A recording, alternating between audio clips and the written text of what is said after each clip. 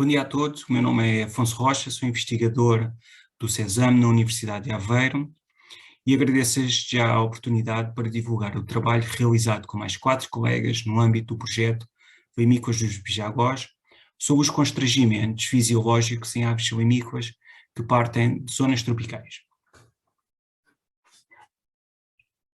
O aquecimento global tem mudado a distribuição, a fenologia e a fisiologia de espécies marinhas, dulciclícolas e terrestres, de acordo com a sua tolerância térmica. O efeito do aquecimento global é mais evidente no Ártico. Contudo, nos últimos 50 anos tem-se verificado um aumento da temperatura, mas também a redução da precipitação nos trópicos, e as projeções apontam para um agravamento dessas tendências. As aves migradoras de longa distância, como algumas espécies de limícolas, podem não ter a opção de desenvolver respostas fisiológicas ao aumento da temperatura nos trópicos, pois podem comprometer a sua capacidade de conservar o calor nos locais de reprodução no Ártico. Por exemplo, a população do Mimosa lapónica, que vem aí no mapa do lado esquerdo, que inverna na zona tropical da costa oeste africana e que vai migrar até aos locais de reprodução no norte da Rússia. Reproduz-se nas mesmas áreas que esta outra espécie, o Calidris canutus, que tem na imagem. Podem verificar que a ave está no ninho e está rodeada de neve e, por conseguinte, está sujeita a temperaturas baixas. Nas zonas tropicais, o período pré-migratório primaveril, que antecede a migração para norte, compreende os meses de março a maio. Esse período coincide com as temperaturas mais elevadas nas zonas tropicais, como é visível no gráfico, o que pode acarretar constrangimentos fisiológicos para as aves migradoras. Então, durante o período pré-migratório, será que a temperatura e a salinidade podem limitar a capacidade das aves limícolas em armazenar energia para a migração? Nesse período, as aves estão em hiperfagia, ou seja, há um aumento acentuado da taxa de alimentação, o que implica uma maior ingestão de íons. O excesso de íons é excretado através das glândulas de sal e através de fezes, o que implica a perda de água. As aves perdem água ainda através da respiração e transpiração cutânea como forma de dissipar o calor, sendo estas perdas mais prementes quando sujeitas a temperaturas ambientais elevadas. Vão estar sujeitas à radiação solar quando se alimentam e por estarem a desenvolver uma plumagem nupcial tendencialmente mais escura.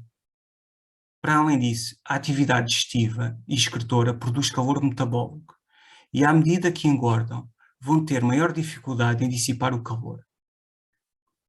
A perda de água na excreção de íons e na dissipação de calor pode comprometer o equilíbrio osmótico e assim limitar a quantidade de reservas de energia acumuladas pelas aves e, por conseguinte, influenciar a sua performance migratória.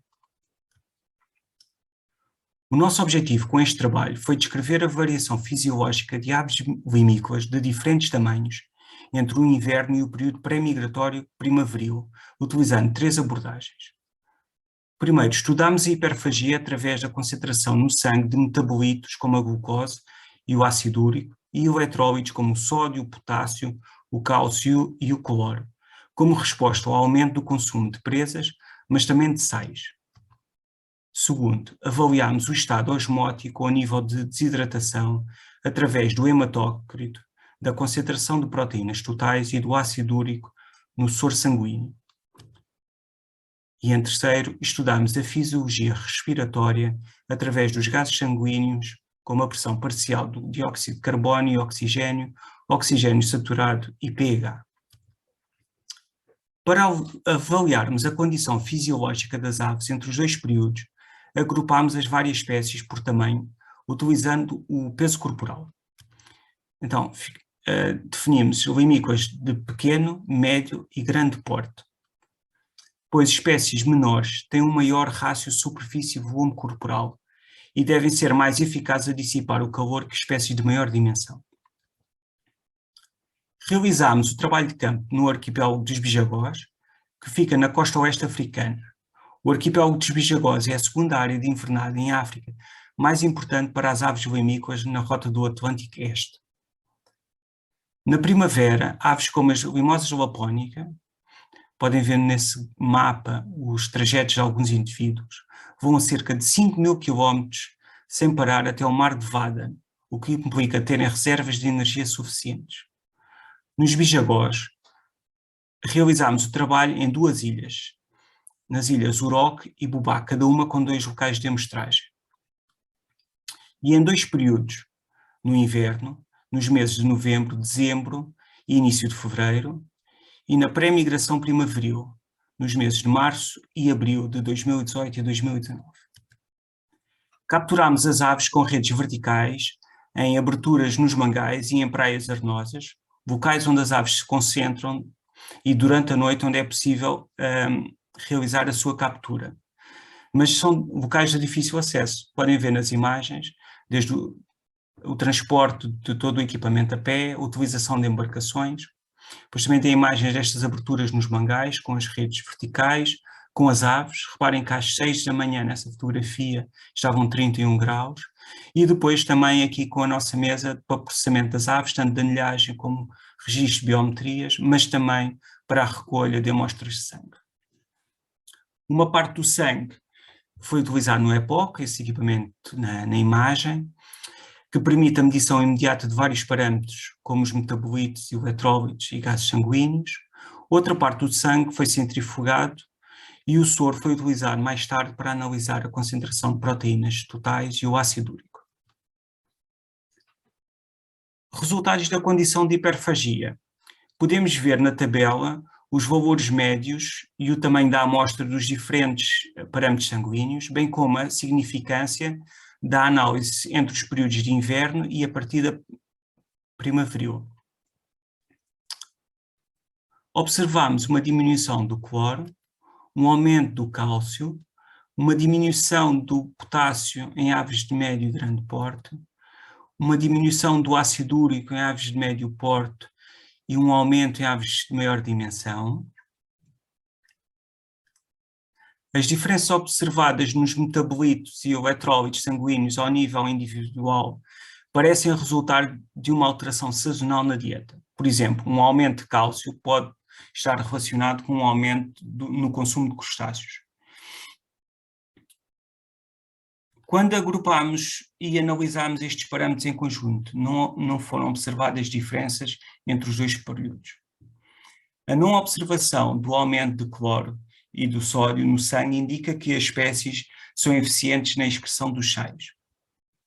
Contudo, o decréscimo de potássio em aves de tamanho médio e grande porte indica que estas aves podem estar sujeitas a stress térmico. Para além disso, o potássio é um elemento essencial no alongamento e contração das células musculares e valores reduzidos podem limitar a capacidade física das aves, que é essencial à migração. Relativamente ao equilíbrio osmótico e nível de desidratação, já tinha referido as diferenças nas concentrações de ácido úrico. Observamos um aumento das proteínas totais e um aumento do hematócrito em aves limícolas de pequeno e grande porte. Os resultados da ordenação NMDS, onde agrupámos estes 3 parâmetros sanguíneos, podemos ver que as distâncias entre os núcleos de inverno a azul e pré-migração a vermelho estão muito próximos nas aves de pequeno e médio porte, e esta distância é significativamente maior em aves de maior dimensão, ou seja, há uma boa separação entre os períodos. Embora as aves sejam boas a conservar o volume do plasma, observamos uma redução do plasma, o que pode dever-se à perda de água pela manutenção da temperatura corporal e equilíbrio osmótico. O aumento do hematócrito pode ser ainda resultado de um aumento do número de células vermelhas que antecede a migração e que permite uma maior eficiência no transporte de oxigênio, que prepara as aves para uma maior atividade física.